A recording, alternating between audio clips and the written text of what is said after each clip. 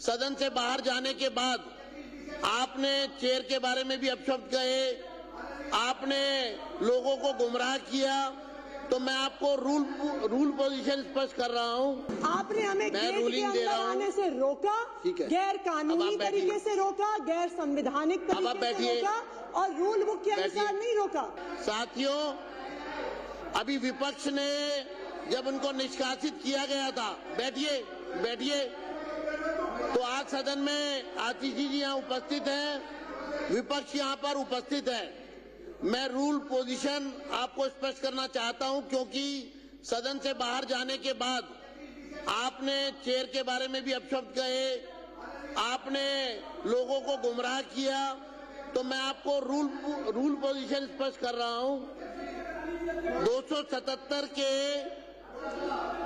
3 में डी मैं पढ़कर बता रहा हूं आतिशी जी आपको, और भविष्य में भी आपको ध्यान रखना होगा कि सदन की सेवा से निलंबित सदस्य सदन के परिसर में प्रवेश करने से और सदन और समितियों की कार्यवाहियों में भाग लेने से वंचित रहेंगे। आपको जो सदन के परिसर से सभी विपक्ष को बाहर किया गया था, उद्दंडता के तहत, उसका अर्थ है कि परिसर से बाहर जाना, परंतु अध्यक्ष किसी निलंबित सदस्य को तदर्थ प्रार्थना किए जाने और सदन के परिसर में किसी विशेष प्रयोजन के लिए आने की अनुमति दे सकेंगे। तो इसलिए इस विषय पर अगर आपको कुछ कहना होगा तो मैं आपको समय दूंगा। दूसरा, मैं एक मिनट और स्थिति स्पष्ट कर दूं आपको। 1 मिनट आप बैठिए, पूरी स्थिति स्पष्ट कर दूं। 2 मिनट बैठिए आप, 2 मिनट बैठिए। मैं आपको, देखिए, सभी सदस्यों को मैं रूल बुक की स्थिति स्पष्ट करना चाहता हूं, क्योंकि भविष्य में सदस्य ये ना कहे कि हमको जानकारी नहीं थी। मैं फिर एक बार पढ़कर बता रहा हूं।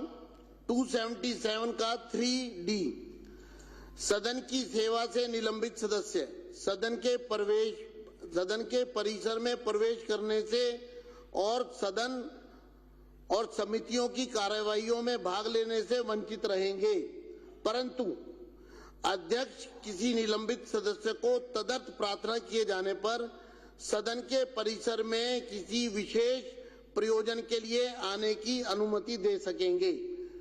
अब मैं आपको 277(3) का C पढ़कर बता रहा हूं। जो आप पहले दिन निलंबित होने के बाद सदन के परिसर में नारे लगाते रहे, प्ले कार्ड लेकर घूमते रहे, प्रोटेस्ट करते रहे, उसके बारे में भी आपको स्पष्ट कर देता हूं C पढ़ के।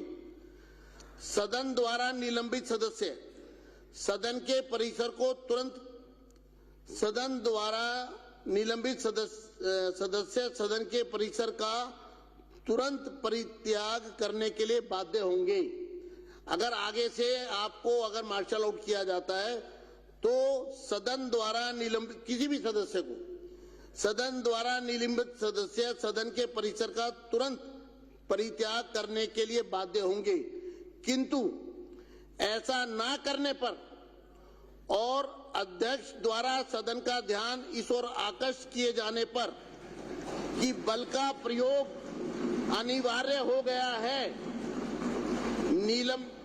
मैं इसको दोबारा भी पढ़ूंगा, एक बार पढ़ रहा हूं जिससे कि सभी सदस्य समझ ले कि जब मार्शल आउट कोई सदस्य होगा तो उसको सीधा परिसर से बाहर जाना होगा।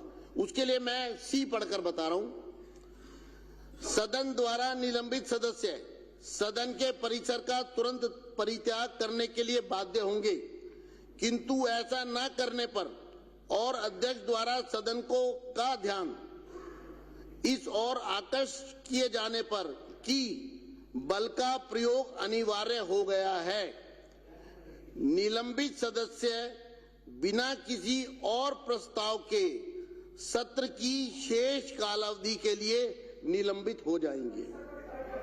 मैं इसको डिफाइन कर देता हूं, फिर डिफाइन कर देता हूं कि जो सदस्य निलंबित होने के बाद परिसर का परित्याग नहीं करेंगे और अध्यक्ष सदन को सूचित करेंगे कि उन्होंने परित्याग नहीं किया है, इसलिए बल का प्रयोग अनिवार्य हो गया है। ऐसी स्थिति में सदन को सूचित करने के बाद निलंबित सदस्य बिना किसी और नए प्रस्ताव के सत्र की शेष कालावधि के लिए निलंबित हो जाएंगे। तो इसलिए मैंने ये रूल पोजीशन स्पष्ट कर दी है। अब मैं चाहता हूं इस पर आतिशी जी अपनी टिप्पणी करें। जी बताइए बताइए बताइए। की एक परिभाषा है अध्यक्ष महोदय, सदन, आप पेज 3 में जो डेफिनेशंस वाला है, पेज 3 पे देखिए, सदन के परिसर का तात्पर्य विधानसभा सभा कक्ष, दीर्घाएं, विधानसभा सचिवालय के नियंत्रण के कमरे, अध्यक्ष कक्ष, उपाध्यक्ष कक्ष, समिति कक्ष, विधानसभा पुस्तकालय, विधानसभा वाचनालय, पार्टियों के कमरे, विधानसभा सचिवालय के अधिकारियों के अधीनस्थ सब स्थान। तो इसमें विधानसभा परिसर के लॉन शामिल नहीं है, गांधी मूर्ति का एरिया शामिल नहीं है। अब आप रूल बुक से बात करिए। इसमें लीडर ऑफ ऑपोजिशन का कमरा शामिल नहीं है।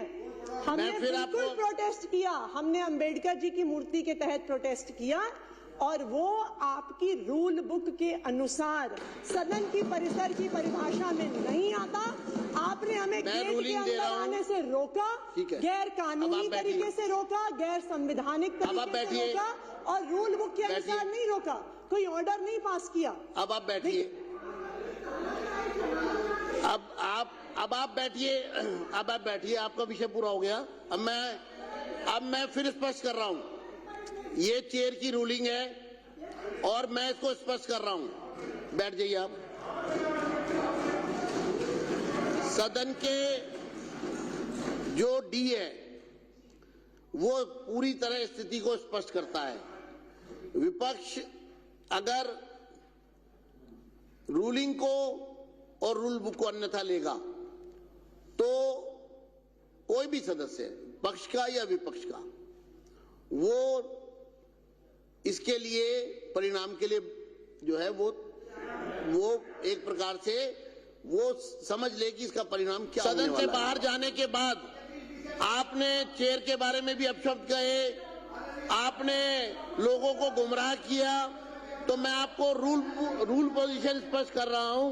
आपने हमें गेट के अंदर आने से रोका, गैर कानूनी तरीके से रोका, गैर संवैधानिक तरीके से रोका और रूल बुक के अनुसार नहीं रोका। साथियों, अभी विपक्ष ने जब उनको निष्कासित किया गया था, बैठिए, तो आज सदन में आतिशी जी यहाँ उपस्थित हैं, विपक्ष यहाँ पर उपस्थित है। मैं रूल पोजीशन आपको स्पष्ट करना चाहता हूं क्योंकि सदन से बाहर जाने के बाद आपने चेयर के बारे में भी अपशब्द कहे, आपने लोगों को गुमराह किया, तो मैं आपको रूल पोजीशन स्पष्ट कर रहा हूं। 277 के 3 में